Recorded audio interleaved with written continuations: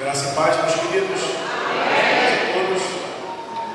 É com muita alegria que eu retorno a esse lugar. Digo retorno porque há uns 24 anos atrás eu estava aqui cantando com a minha mãe. Você morei por aqui? Eu lembro, memória vaga, assim, que eu já vim aqui com a minha mãe. E por algum motivo, eu peguei o microfone e comecei a cantar aqui com a minha mãe. Não é um prazer reviver o testemunho desde 24 anos. Como foi dito, meu nome é Lucas, eu sou casado, minha esposa Marcela, temos 4 filhos, estamos congregando aqui em Lópolis, uma igreja chamada Batista Discipulado. Eu trago um abraço para todos vocês, meu pastor também. E é com muita alegria que eu me coloco essa noite, com temor também diante de Deus, para poder compartilhar com os irmãos aquilo que Deus tem posto no meu coração a respeito desse tema. E para isso eu peço que os irmãos prestem muita atenção. Eu sei que os irmãos já prestam atenção na pregação, mas que nesse momento, qualquer tipo de distração, ansiedade, contas para serem pagas, quando o preço do mês não tem contas que precisam ser pagas ainda, eu peço que o coração e a mente de vocês tentem bloquear esse tipo de coisa. Como o pastor disse, vocês não estão aqui para me ouvir. Eu não sou nada, eu sou pó e cinza. Mas se cremos que Deus fala na igreja, cremos que Deus pode falar conosco essa noite. Que Ele fale conosco. Então, eu peço um coração vivo nesse momento, diante daquele que é soberano. Cantamos, Ele é exaltado. Cantamos coisas maravilhosas a respeito desse Deus. Que o Senhor, pela sua misericórdia, Ele fale conosco. Aleluia, essa noite. E para isso, eu peço que os irmãos abram suas Bíblias em Colossenses, lá no Novo Testamento, carta de Paulo aos Colossenses. Estaremos lendo alguns versículos dessa carta e expondo à medida que avançarmos na compreensão de Deus. Como o tema é o exaltamos, assim como ele me mandou esse tema, eu já estava estudando Colossenses e eu pensei, talvez Deus queira falar conosco a respeito de como nós podemos exaltá-lo em diversas formas da nossa vida. Ele é exaltado, mas como nós, enquanto igreja, podemos fazer isso? E eu creio que Colossenses tem a sua peculiaridade a respeito de como nós devemos exaltar, adorar o nome desse Deus. Antes disso, eu queria fazer com que vocês pensassem uma coisa. Pensem no seu amigo, sua esposa, seu marido, alguém que você ama muito.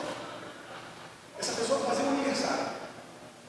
E você pensa, eu vou dar um presente para ela.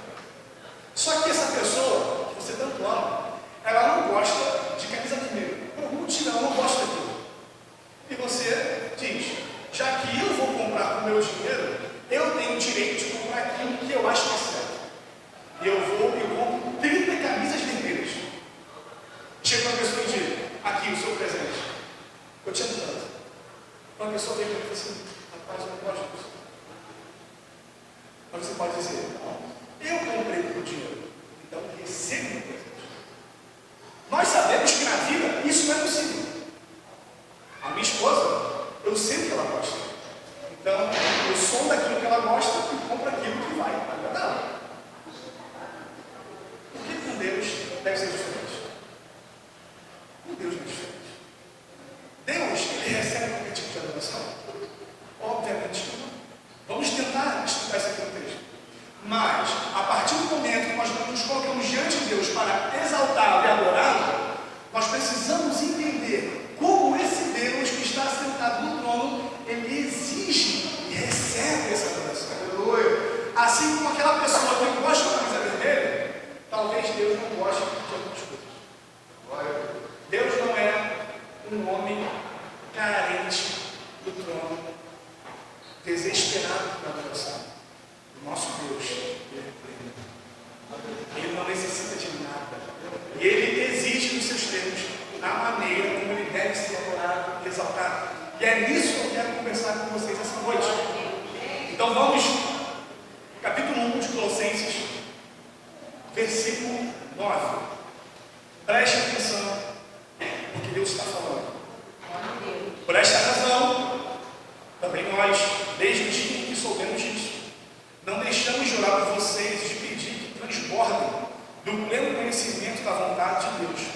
em toda sabedoria e entendimento espiritual. Dessa maneira, poderão viver de modo digno do Senhor para o seu inteiro agrado, frutificando em toda boa obra e crescendo no conhecimento de Deus. Assim vocês serão fortalecidos com todo o poder, segundo a força da sua glória, em toda a perseverança e paciência com alegria. Até aqui. Antes de entrarmos, para trazer uma coisa. Quando Paulo escreve em Colossenses, imagine isso aqui, meus irmãos. Tem uma igreja, um lugar muito distante. Essa igreja não foi fundada por Paulo, mas ela está bem estabelecida. Os irmãos estão engajados na obra de Deus, estão avançando na obra de Deus. Mas por essa igreja estar em um local estratégico do mundo antigo, muitas pessoas passaram por lá, viajantes. Esses viajantes levavam consigo as suas religiões, as suas filosofias. E nesse momento, quando esses viajantes chegavam, eles começavam a falar da novidade do mundo fora de Colossos. E o que aconteceu então? Os membros dessa igreja ficaram maravilhados com aquilo que era dito pelos viajantes. E a partir desse momento, eles começaram a abraçar outras coisas. Na epístola de Paulo aos Colossenses, Paulo não vai dizer que eles não amavam a Cristo. Eles amavam a Cristo. Paulo não vai dizer isso. A exortação de Paulo a eles é o seguinte: que eles amavam a Cristo e outras coisas. Não somente Cristo, mas Cristo e mais alguma coisa. Cristo já não era mais suficiente. Era sempre Cristo e algo a mais. Então Paulo vai escrever essa carta para tentar colocar a casa em ordem, dizendo: Cristo e somente Cristo. Nada mais, nada além de Cristo. Então o primeiro ponto que eu quero trabalhar com vocês essa noite é: para que nós o exaltemos, nós precisamos saber quem é esse Deus, como ele requer essa adoração. Então, entenda, o versículo que nós vamos dizer o seguinte: Paulo recebe as notícias da igreja. Ele vai dizer: por essa razão, desde o dia em que ouvimos, não deixamos de orar por vocês e de pedir que vocês sejam plenos do conhecimento da graça de Deus. Que o conhecimento de Deus transborde em vocês com toda a sabedoria e conhecimento espiritual. Paulo está orando para que aquela igreja cresça. Cresça em quê? Conhecimento. Por quê? Para adorar esse Deus, nós precisamos, antes de tudo, conhecê-lo. Só que o conhecimento que Paulo está falando aqui não é aquele conhecimento que vai fazer com que aquele irmão seja soberbo. Já viu isso? Lê muito, estuda muito, e o coração dele se esquece que ele tem um Deus do céu. Olha o que ele vai dizer no versículo 10. Para que dessa maneira, com esse pleno conhecimento, vocês poderão viver de modo digno do Senhor para o seu inteiro agradável. O conhecimento que nós recebemos de Deus, através das aulas, escola dominical, pregações, leituras particulares, é o conhecimento que nós temos para viver de modo digno do Senhor. Conhecendo a lei de Deus e aquilo que Ele requer do seu povo, eu posso então servi-lo com mais vibração e robustez, porque eu conheço como Ele exige que o seu povo se comporte, por exemplo. Se alguém, por exemplo, pegar hoje o livro de Levíticos para ler, talvez a pessoa diga assim: Levítico, rapaz, é um livro com muita lei. Por quê? O sacerdote precisa colocar um tipo de roupa. O templo precisa ser de um lugar diferente. Tudo tem uma especificação distinta. Mas tudo isso mostra que Deus não recebe qualquer tipo de culto. Deus, Ele recebe o culto que está nos seus moldes, da maneira como Ele quer. É muito comum hoje, meus queridos, e talvez vocês concordem comigo, muitas pessoas com o microfone na mão, dizendo o seguinte: Jesus disse isso, enquanto Jesus não disse nada. Muitos se levantam no meio da igreja e dizem: eis que fugido, parará, enquanto Deus se mantém em silêncio. A internet acabou divulgando aquilo que antes era mais localizado. Mas a internet hoje tem cada profeta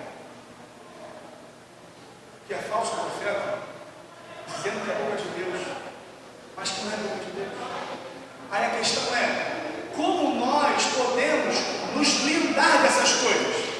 Como os nossos ouvidos e olhos e bocas podem nos fazer fugir desse tipo de exaltação ao Deus estranho? Conhecendo a esse Deus. Conhecendo a esse Deus. Nem todo aquele que diz Deus, ou assim diz o Senhor, de fato nos diz. Não se prenda a isso. Talvez um anjo apareça aqui e diga coisas. Paulo vai ter seus diálogos. Mas se ferir a palavra de Deus, que seja maldito no meio de Deus. Nenhum de nós tem autoridade para dizer aquilo que Deus disse. Somente Deus pode dizer aquilo que Ele disse. O profeta Ezequiel, no capítulo 13, vai dizer algo bem interessante. Algo que para hoje é muito comum. E isso que é muito surpreendente. Deus vai exortar o povo de Israel dizendo o seguinte: muitos falsos profetas têm se levantado em meu nome dizendo: eu tive visões a respeito disso, disso, disso. Enquanto na verdade eu não vi, eles não viram nada. Muitos se levantaram em Israel naquele tempo para dizer: assim Deus diz, enquanto Deus estava em silêncio.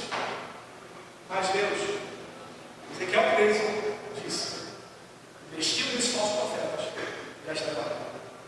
Mas o ponto crucial aqui é o seguinte: como a igreja, como nós como cristãos, podemos nos livrar disso? Podemos nos livrar disso conhecendo a Deus. E a única maneira de conhecer a Deus é lendo a sua palavra. Igreja, precisamos conhecer a esse Deus cada vez mais.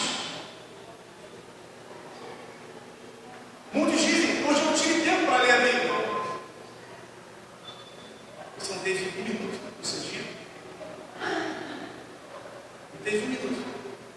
Eu não estava trabalho no celular, você não teve algum tempo mínimo para poder fazer isso.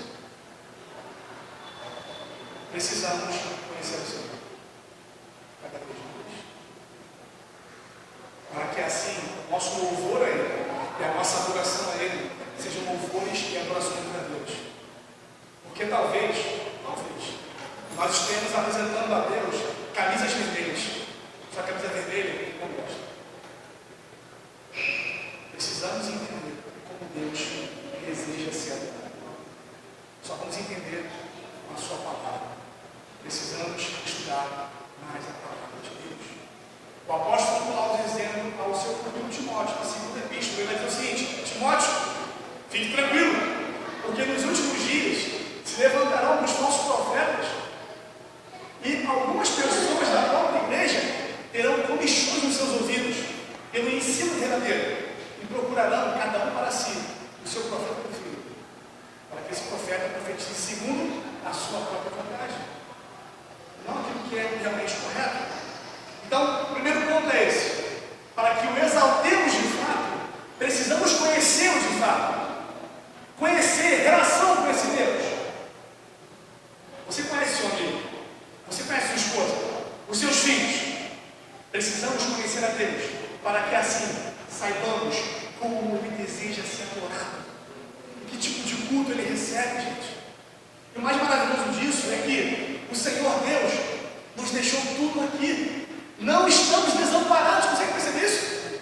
Não precisamos cavar em algum lugar, não. Temos o acesso aqui, aquilo que Ele deseja.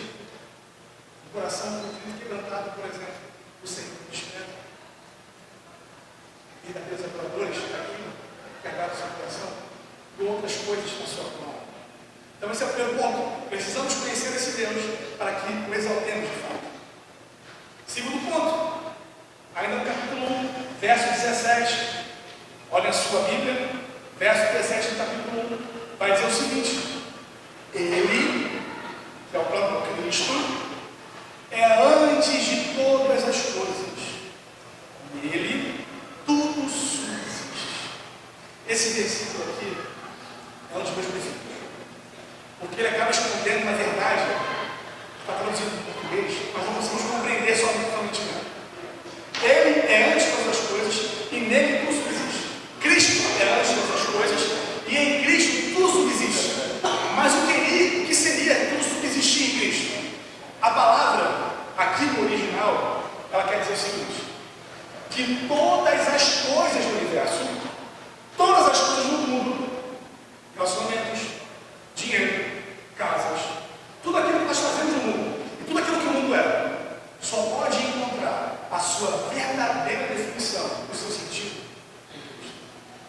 que em Cristo tudo subsiste. Sabe o que quer dizer? Como nós podemos exaltar o Senhor no nosso casamento?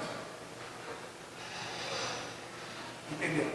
Que o casamento não é apenas fundamentado por Cristo, mas o alvo dele é Cristo. O homem não vive para a mulher, nem a mulher para o homem, mas ambos vivem para Cristo. Por quê? O casamento só tem a sua real definição e sentido. Cristo é visto como o Senhor. Como nós podemos ser bons funcionários numa empresa? É entendendo que o trabalho que você exerce, não importa qual seja, ele só tem sentido em Cristo. Ele não é apenas a base de todas as coisas, mas ele é o alvo de todas as coisas.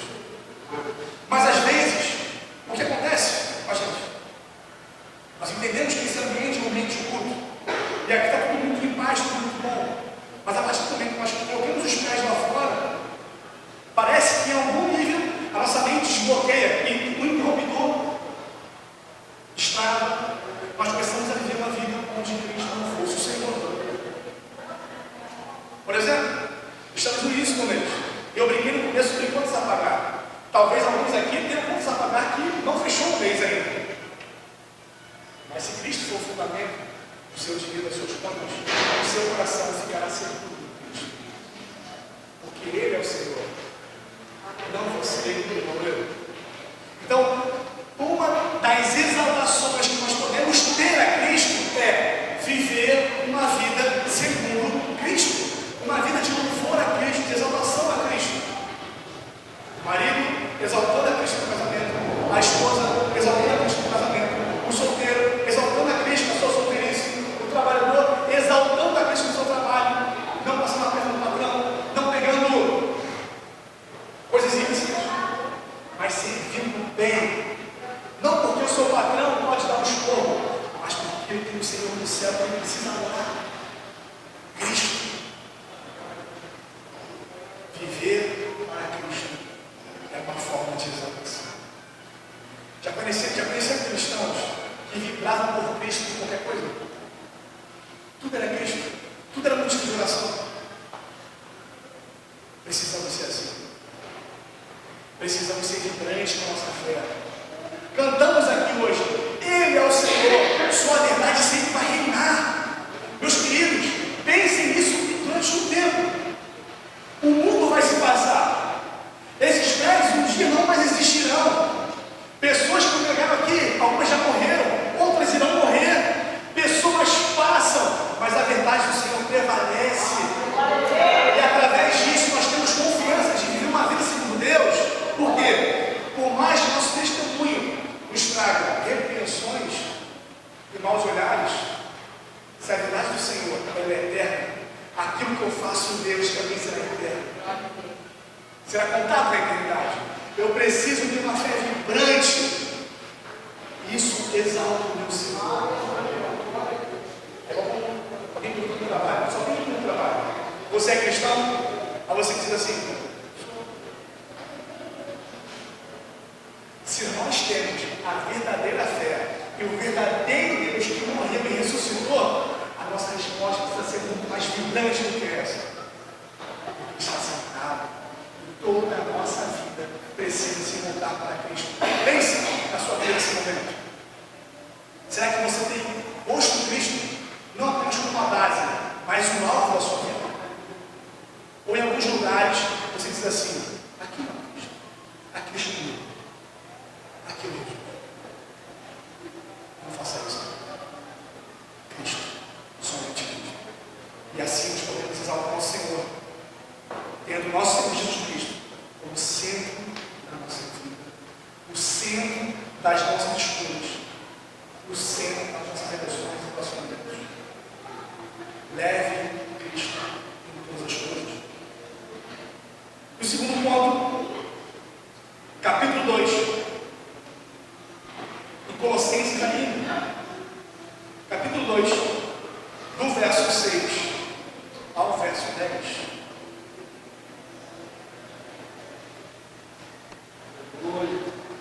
Diz o seguinte, Paulo, no capítulo 2, verso 6 ao verso 10. Portanto, assim como vocês receberam Cristo Jesus, o Senhor,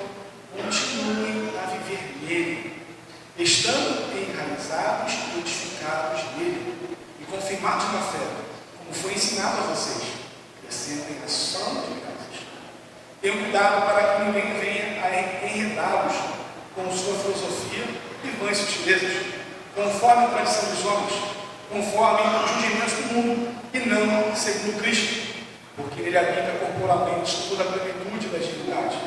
Também nele vocês receberam plenitude. Uma segunda forma, ou a terceira forma de exaltar o nosso Senhor, é entender que em Cristo nós somos plenos. Cristo nos deu a plenitude. O que isso significa? Antes de Cristo, Paulo irá nos dizer em Efésios que nós estávamos sem Deus, já é um problema, separados da comunidade de Israel e suas promessas, outro problema, sem Salvador, outro problema, e sem um povo para chamar de nosso. Nós estávamos mortos em transgressões e pecados. Paulo não vai dizer que todos nós estávamos feridos pelo pecado, doentes pelo pecado, mortos, sem Deus, sem esperança, sem nada. Quando Cristo é apresentado como salvação dos homens, aquele que antes estava morto, aquele que antes estava sem Deus, sem esperança e sem pouco para chamar de seu, recebeu todas essas coisas. É interessante como nós temos irmãos em todos os lugares. Eu passei por isso na Botafoguense, sou filho de Paulo. E é interessante no time de futebol que não importa onde você esteja. Se você estiver no seu time e uma outra pessoa for no seu time, vai dizer assim: rapaz, vamos ganhar hoje. Botafogo, Flamengo, não é assim? Bota a camisa, as pessoas falam com você na rua, te cumprimentam. Por quê? Ela se conecta com você pelo time. Hoje, nós podemos passar pela rua, talvez com a Bíblia na mão para representar, olhar para ele e dizer: a paz do. Não te conheço, não sei a tua história, mas se você é cristão, você tem. Eu tenho uma família da fé. Isso daqui é uma comunidade instalada por Deus. Não estamos desamparados. Talvez a família de carne não entenda as angústias. Mas a família de Deus, ela vai entender e vai chamar: vamos orar, vamos jejuar juntos, vamos ler mais um pouco e ver aquilo que Deus tem para dizer. Hoje nós temos família de Deus, temos plenitude em Cristo, porque Cristo nos deu tudo. E assim como aqueles irmãos em Colossenses, talvez alguns de nós temos também o mesmo problema, de ter Cristo como nosso Senhor, sim, mas também uma outra coisa. Se Cristo de fato é a nossa plenitude, como Paulo vai dizer, não temos outra coisa. Cristo é suficiente. Cristo é suficiente. Tem um louvor, talvez não se esconheça, vai dizer o seguinte: maravilhado e exaltado eu fico ao Senhor. Conhece esse louvor? É um tipo de louvor que todo mundo canta.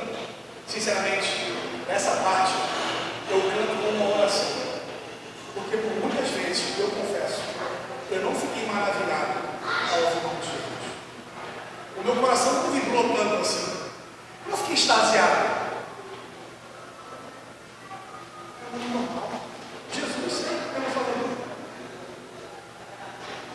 Mas o nosso coração precisa entender quem de fato é esse Deus. Se Ele é suficiente, se Ele é nossa plenitude, não precisamos mais de nada.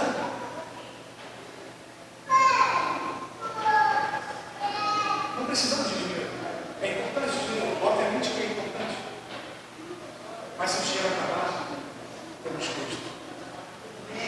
Uma oração que fazemos lá em casa, que é comum, vai dizer lá no café da manhã, na janta, no almoço: Senhor, obrigado pela comida, que ela não falte. Mas se faltar, que não falte a tua paz, porque a comida pode acabar, mas a paz de Deus, ela permanece. Porque temos essa plenitude. É por isso que a gente vai dizer no Sermão do Monte: não fiquem ansiosos, porque vocês têm de comer e de beber. Por quê? Vocês têm plenitude.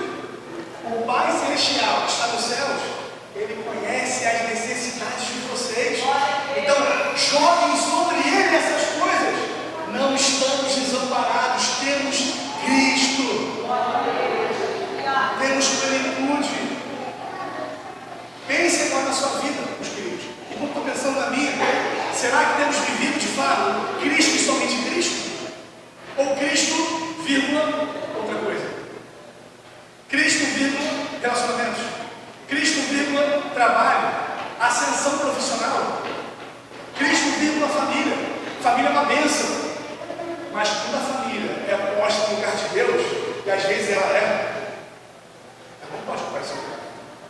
Cristo e somente Cristo. O apóstolo Pedro vai dizer na sua segunda epístola que tudo aquilo que nós precisamos, capítulo 1, versículo 3, esse verso é muito importante. Tudo aquilo que nós precisamos, tanto na vida quanto na piedade, Deus já nos deu. Não é assim. Tudo aquilo que você precisar na vida, Ele vai te dar. Ele já te deu. Cristo é suficiente.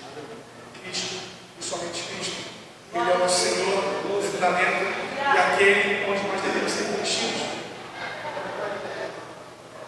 Mas sejamos francos, muitas vezes a tentação do pecado parece ter um nível muito maior que o de Cristo.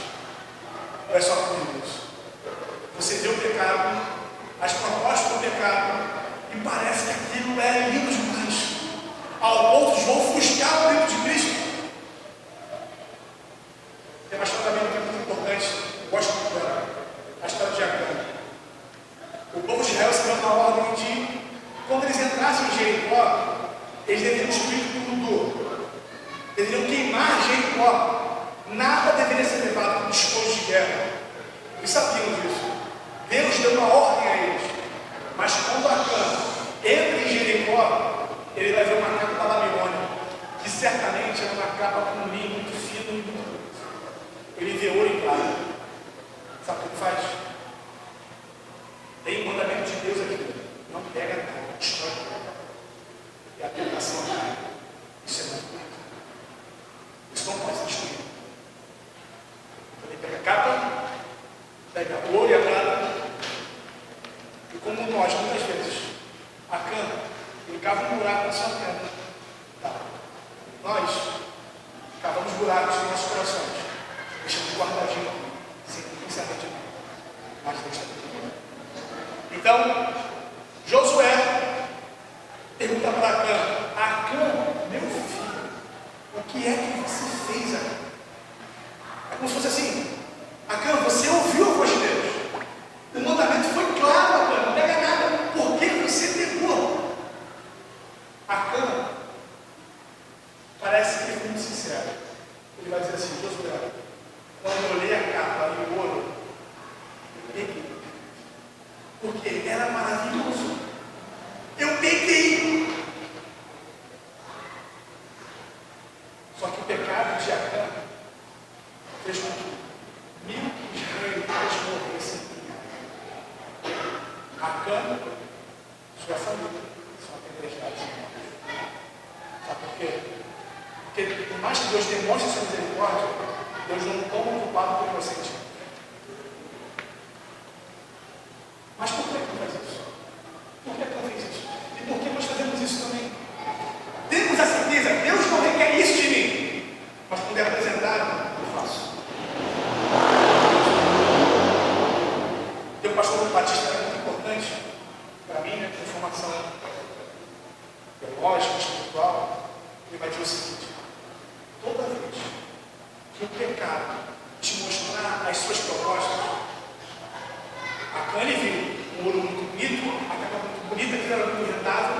Toda vez que o pecado aparecer e te mostrar aquilo que ele quer fazer com você, pegue as promessas de Deus, coloque as promessas de Deus do outro lado da mesa, as promessas do pecado desse lado, e olhe para o pecado e diga para as suas promessas: se você fizer melhor que as promessas de Deus, eu vou até você e vou usar.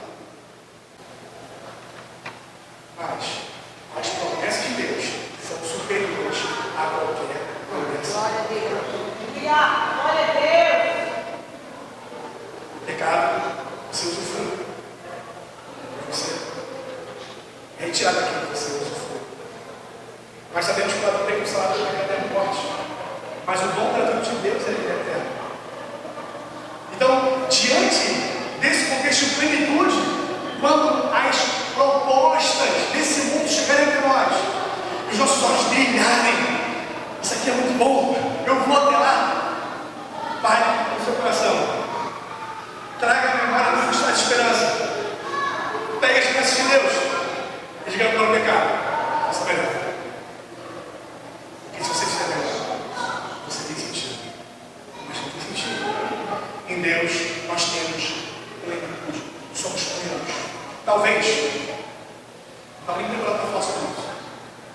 moro em Lopes, morava aqui antigamente aqui na Magno, na Eliseu ali, esquina. Talvez vamos morrer sem nenhum tipo de relevância nos Deus. Vamos morrer aqui em Lopes, em esquina, conhecido apenas pelos nossos familiares e amigos. Não teremos bons empregos, bons carros, dinheiro. Talvez, para a visão do mundo, seremos pessoas fracassadas.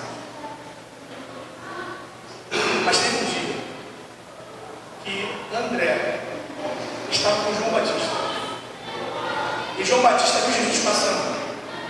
Sabe o que ele dizia para André? André, esse aí é o Messias.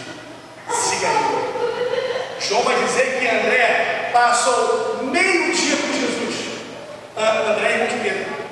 Quando André, ele vê com seus olhos que aquele homem era de fato o Messias, sabe o que André vai fazer? Ele vai sair correndo até Pedro. A Bíblia não fala que ele foi correndo, mas ele precisou sair correndo. Ele vai nesse momento dizer assim para o seu irmão: Pedro, encontramos o Messias. Encontramos o Messias. E o Messias para eles era uma promessa muito antiga, desejada, que para André estava sendo concretizado naquele momento. O grito de André para Pedro é: Pedro, encontramos a razão da nossa vida. A pescaria agora, ela perde a sua finalidade principal. Precisamos seguir esse Messias. Deus se revelou a André, Deus se revelou a Pedro, Deus se revelou aos unidos. Talvez passaremos essa terra sem ser reconhecidos, mas Deus se revelou antes. Essa é a nossa maior recompensa e tesouro, meus queridos. Pensem nisso. Nós temos o maior tesouro desse mundo. Cristo foi revelado ao seu povo. Foi revelado aos humildes, a analfabetos, a pobres, a ricos, a intelectuais. Ele foi revelado. E se de fato temos esse Senhor, temos tudo. Temos esse Deus. Porque temos plenitude. Temos o Senhor. Temos a plenitude. E por último, não menos importante, capítulo 3, indo para o final.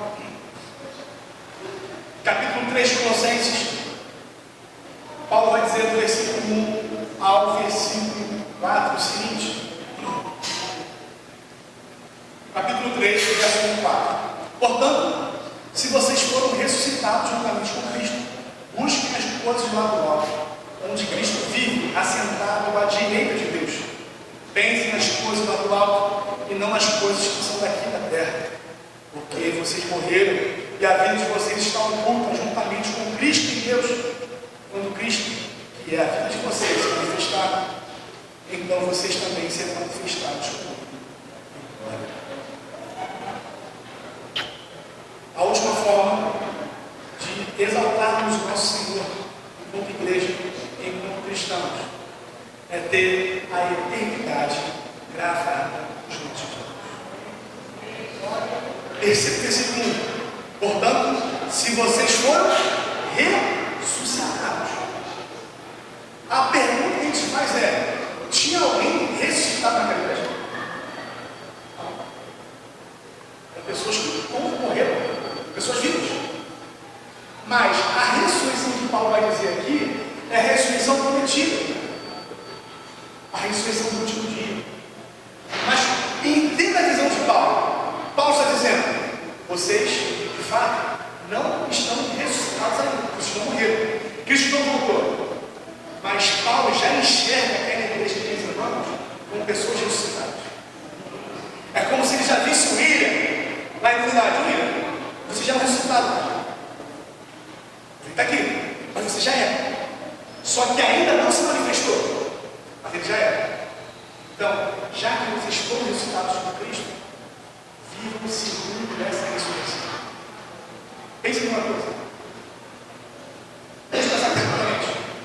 Como um morador do céu, pensar aqui. Quando tivermos na eternidade com o Senhor, como vocês acham que a mente de vocês pensará sobre as coisas?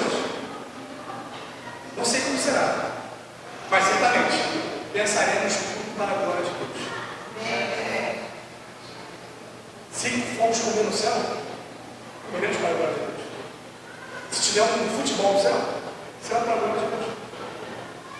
A questão é, aquele que está no céu com Cristo pensará em coisas que exaltarão. E Paulo está dizendo, vocês já estão ressuscitados. Vivam como se já fossem.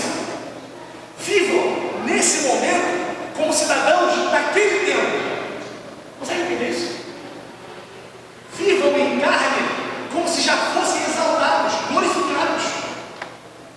Busquem as coisas do alto. Muitas vezes nós buscamos coisas que são lícitas, um emprego melhor, um bom relacionamento, coisas maravilhosas, um carro melhor, coisas maravilhosas. Mas será que todas essas buscas que são boas, são lícitas em si, não são pecaminosas? Todas essas coisas passam por Cristo. Vocês oram antes de buscar essas coisas? Vocês colocam Deus nessas coisas? Vou comprar um carro. Por quê? Porque é luxuoso. Só porque é luxuoso. Onde está a função do carro para glorificar Cristo? Vou comprar um carro para quê? Para colocar alguns irmãos dentro do carro e levar para casa e falar muito. Que bom, longe. Para que o reino avance, levando outras coisas, enfim. Mas precisamos pensar como se já fôssemos daquele lugar, meus queridos. Como se já fôssemos daquele lugar. Os problemas virão? Certamente virão. Mas se pensarmos com pessoas daquele lugar, saberemos que naquele lugar tem um Deus assentado no trono. E que nada, exatamente nada, pode pegar esse Deus surpreendido, desprevenido, despreparado. Porque ele sustenta a cidade. Ele sustenta o seu povo. Então precisamos viver naquele lugar, como se fosse naquele lugar. E Paulo termina falando sobre manifestação, que seremos manifestados. E aqui é muito importante porque é muito comum ouvirmos o seguinte: olha, essa fé cristã é uma fé falida, é ultrapassada, porque já se fala muito desse Cristo e até hoje ele não volta. Nada muda. O mundo está um caos, guerras. Mas é porque, como Paulo disse, aquilo que é ainda não foi manifestado. Está oculto. Por exemplo, eu posso dizer assim para meus amigos que não são cristãos: eu sou filho de Deus. Eu sou filho de Deus. E quando Cristo voltar, eu terei um lugar de culto. Não é assim, você, cara, te vê de morar comigo. Conheço tua mãe, teu pai, se não te estudou, cara, sei que você veio algumas vezes, muitas vezes. Não é você. Diziam a mesma coisa de Cristo. Ele é o Cristo, esse Jesus aí. Mas por quê? Aquilo que ele é ainda não foi manifestado. A nossa vida está oculta em manifestação com Cristo. Apocalipse 19 vai trazer uma figura de Cristo, uma figura diferente do que a gente dos evangelhos. Nos evangelhos nós vemos um Jesus recebendo seus insultos, mas uma ovelha muda para o matador. Apocalipse 19, Jesus vai montar no seu cavalo. Ele já empunhou a sua espada. Ele vai pisar as nações com seu juízo. Ele será manifestado como Rei dos Reis e dos Senhores. Ao longo de todo joelho se dobrará e toda língua confessará que ele é o Senhor. Porque a grandeza e a glória dele será manifestada. Assim, uma grandeza e a glória dos filhos de Deus serão manifestados como hoje, certamente, somos pobres sim, mas quando o nosso Senhor voltar, seremos manifestados como ele. Então, como nós podemos exaltar esse Senhor? Tendo os nossos olhos gravados e gravados lá na eternidade, vivendo, pensando e buscando coisas que são de lá. Vida plena do nosso Senhor, e tendo tudo o básico e o alvo, sendo o nosso Cristo. Queridos, se nós de fato somos cristãos, precisamos entender que a nossa fé